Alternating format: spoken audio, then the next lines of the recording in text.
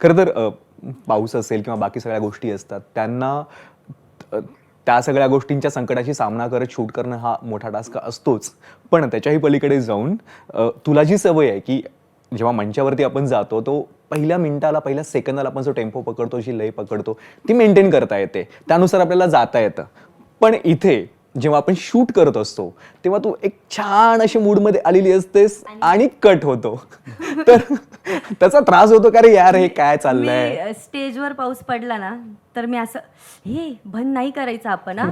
मी असं सांगते, म्हणजे आयोजक पण आपले समोरचे, त्यांनी पण एवढं सगळं केलेलं असतं आणि पाऊस पडला की ते मध्येच असं, दादा तुम्ही टेन्शन घेऊ नका, मी पावसात पण डान्स करेल, मला आवडतं.